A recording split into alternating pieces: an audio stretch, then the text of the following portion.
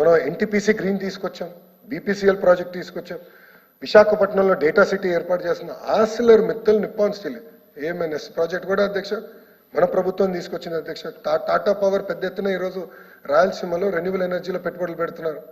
ఇంకా పక్కన నక్కపల్లిలో ఏకంగా బల్క్ డ్రగ్ పార్క్ కూడా మనం ఓపెన్ చేసాం. రైల్వే జోన్ తీసుకొచ్చాం అధ్యక్ష. ఇంకా రిలయన్స్ సంస్థ ద్వారా కూడా ఈ సిబిజీ ప్రాజెక్ట్ తీసుకొచ్చాం అధ్యక్ష. ఇవన్నీ నేను ఛాలెంజ్ చేస్తున్నాను అధ్యక్ష సభ్యుల్ని. ఇవన్నీ కూడా ఎన్ని రోజులు అయింది అధ్యక్ష ప్రభుత్వం వచ్చి? 8 నెలలు. టీసీఎస్ అధ్యక్ష, టీసీఎస్ని నేను స్వయంగా చంద్రశేఖర్ గారిని కలిసి మీరు రావాలి విశాఖపట్నానికి అని చెప్పి ఈరోజు మిలియన్ టవర్స్ వాళ్ళకి ఇస్తున్నాం. ఇంకా 2 నెలలు వాళ్ళు రిబ్బన్ కటింగ్ చేస్తారు, వాళ్ళు భూములు కూడా చూపిస్తున్నారు అధ్యక్ష. మీరు క్యాంపస్ కట్టండి అని నేను బతిమలాడుతున్నా. వాళ్ళు they ready to build campus. ఈ 8 నెలలు ఇన్ని కంపెనీలు తీసుకొచ్చాం అధ్యక్ష. ఇంతేకాకుండా అధ్యక్ష డిఎస్సికి వచ్చి గల 16,347 పోస్టులతో డిఎస్సి ఏర్పాటు చేస్తారు హామీ ఇచ్చాం. దానికి టెట్ నిర్వహించాం. కాబట్టి సభ్యులు గమనించాలి, ఇది టెట్ నిర్వహించాం. కొన్ని టెక్నికల్ కారణాల వల్ల పోస్ట్పోన్ అయింది. చాలా స్పష్టంగా గౌరవ ముఖ్యమంత్రి గారు చెప్పారు. విద్యాశాఖ మంత్రి కూడా నిరుద్యోగ యువకులకు హామీ ఇస్తున్నా ఎలక్షన్ కోడ్ అయిన వెంటనే డిఎస్సి నిర్వహించే బాధ్యత మేము తీసుకుంటాం, పారదర్శకంగా నిర్వహిస్తాం. 16,347 పోస్టులు భర్తీ చేసే బాధ్యత మేము తీసుకుంటాం.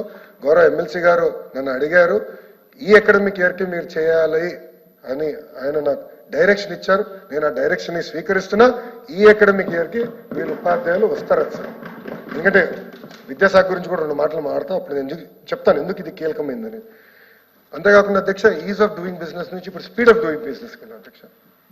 మెంబర్స్ అందరు మీరు నమ్మరు అధ్యక్ష, ప్రతి ఇన్వెస్ట్మెంట్కి ఇప్పుడు మాకు వాట్సాప్ గ్రూప్ ఉంది. నా ఆఫీస్ నుంచి ఒక ఓఎస్డి ప్రతి వారం ఫాలోఅప్ చేస్తున్నారు. మీరు ఇది చెప్పారు, ఇది అయింది, ఇది పెండింగ్ ఉంది, ఇది ఓకేనా, ఎక్కడ తేడా ఉందా అని వాళ్ళని తిప్పి అడిగే పరిస్థితికి వచ్చాయి అధ్యక్ష. అధ్యక్ష ఇంకా డావోస్కి వెళ్ళాం. పెద్ద ఎత్తున ఆనాడు కూడా చెప్పాము ఇది బ్రాండ్ ఆంధ్రప్రదేశ్ రీఎస్టాబ్లిష్ చేయాలి. పెద్ద ఎత్తున మళ్ళీ ఆంధ్ర రాష్ట్రం is back, we are ready to do business అని చెప్పేదానికి వెళ్ళాం.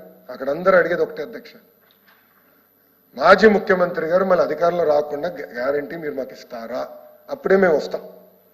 ఎందుకంటే బ్రాండ్ దెబ్బతినింది, మమ్మల్ని అందరినీ వేధించారు, మమ్మల్ని బాగా హింసించారు.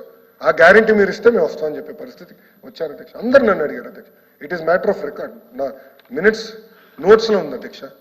అట్లా చేసాం అధ్యక్ష. ఇంతేకాకుండా అధ్యక్ష మీరు చూస్తే పెన్షన్ గురించి అధ్యక్ష, పెన్షన్ గురించి మాట్లాడారు అధ్యక్ష. గత ప్రభుత్వం 1000 రూపాయలు పెన్షన్ పెంచేదానికి 5 సంవత్సరాలు తీసుకుంది అధ్యక్ష. కానీ మన ప్రభుత్వ అధికారంలోకి వచ్చిన వెంటనే 1000 రూపాయలు పెన్షన్ పెంచాం అధ్యక్ష. వృద్ధులకి 1000 రూపాయలు పెన్షన్, వికలాంగులకి 3000 రూపాయలు పెన్షన్ 6000 రూపాయలు చేశాం అధ్యక్ష. ఇంకో పక్కన అధ్యక్ష ఎవరైతే బెడ్కి పరిమితం అవుతారో వాళ్ళు బయటికి దిగలేరో వాళ్ళకి 15,000 రూపాయలు మన ప్రభుత్వం ఇస్తుంది అధ్యక్ష. ఒక్క పెన్షన్లోనే సుమారుగా 50,000 కోట్ల రూపాయలు ఎన్డీఏ ప్రభుత్వం ఖర్చు పెడుతుంది. అది మాకున్న చిత్తశుద్ధి అధ్యక్ష. అది 2వ హామీ, బాబు సూపర్ 6లో 2వ హామీ. సభ్యులుంటే వాళ్ళు ఉండాల్సింది లేరు, తెలుసుకునేవారు అధ్యక్ష. ఇంకో పక్కన గ్యాస్ అధ్యక్ష. నేను చెప్పే అధ్యక్ష ప్రతి సంవత్సరం ఉచితంగా 3 గ్యాస్ సిలిండర్లు అందజేస్తాను అధ్యక్ష. గ్యాస్ అనేది గ్యాస్ అయిపోయినప్పుడు వెళ్ళి గ్యాస్ ఫిల్ చేసుకోవాలి అధ్యక్ష. Simple logic. ఆంధ్ర రాష్ట్రంలో average consumption of gas is about 3.2, 3.3 cylinders per family అధ్యక్ష. అది మేము పరిగణలోకి తీసుకుని హామీ ఇచ్చాం అధ్యక్ష. ఇప్పుడు గ్యాస్కి మేము హామీ ఇచ్చాం.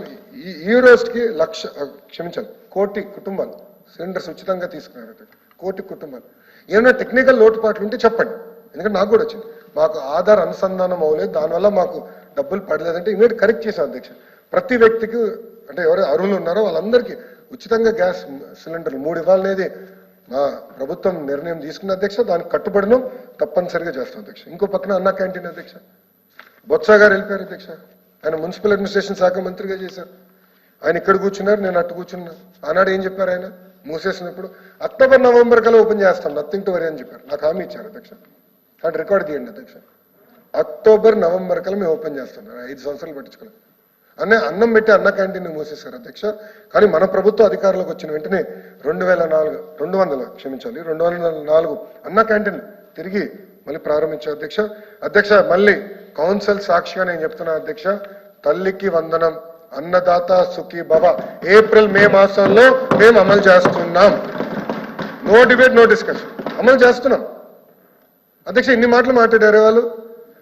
గత ప్రభుత్వం 8 సంవత్సరాలు తీసుకున్న అధ్యక్ష హామీలు అమలు చేసినాక ఇప్పుడు కంపట్లేదు 2019లో గౌరవ సభ్యులు చెప్పినట్టు కేవలం 250 రూపాయలు పెన్షన్ పెంచారు అధ్యక్ష.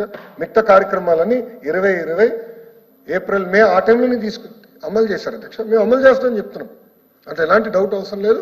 ఇచ్చిన ప్రతి హామీ నిలబెట్టుకునే బాధ్యత మా ప్రభుత్వం తీసుకుంటుంది అధ్యక్ష. ఇంకో పక్కన అధ్యక్ష, కొన్ని నిర్ణయాలు ఏదైతే ప్రజలు వ్యతిరేకంగా ఉన్న నిర్ణయాలు, గత ప్రభుత్వం తీసుకున్న నిర్ణయాలు మేము రద్దు చేశాం అధ్యక్ష. మొదటిది ల్యాండ్ టైటిలింగ్ యాక్ట్ అధ్యక్ష. రెండోది చెత్త పైన పన్ను వేశారు అధ్యక్ష. ఆ పన్ను రద్దు చేశాం అధ్యక్ష. అధ్యక్ష, గౌరవ సభ్యులు జియో 117 గురించి కూడా మనం చర్చించాల్సిన అవసరం ఉంది. నేను పాదయాత్రలో హామీ ఇచ్చా, జియో 117కి ఆల్టర్నేటివ్ తీసుకురావాలి, దాంట్లో ఎలాంటి సందేహం లేదు. కొంచెం వివరాల్లోకి నేను వస్తాను అధ్యక్ష. కానీ జియో 117 ఆల్టర్నేటివ్ రావాలంటే చాలా చర్చ జరగాలని ప్రతి ఫ్రైడే కమిషనర్ గారు యూనియన్స్ ని కలుస్తున్నారు. It is a fact. నేను విద్యాశాఖ మంత్రిగా 5.5 గంటలు నాన్ స్టాప్ యూనియన్స్ తో కూర్చున్నా, చర్చించా. 99% of the issues we resolve there. అక్కడనే 99% సమస్యలు పరిష్కరించారు.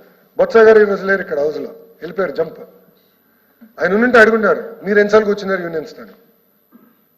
ఆనాడు ప్రిన్సిపల్ సెక్రటరీగా ఉన్న ఒక వ్యక్తి ఎన్నిసార్లు యూనియన్స్ కూర్చున్నారని ప్రశ్నించాలనుకున్నా ఆయన లేరు అధ్యక్ష. ఏకపక్ష నిర్ణయాలు మేము తీసుకోము. అగైన్ ఐ వాంట్ రీట్రేట్, మేము ఏకపక్ష నిర్ణయాలు తీసుకోవట్లేదు. ఉపాధ్యాయులతో చర్చిస్తాం, ప్రజల్లో డిస్కషన్ జరగాలి.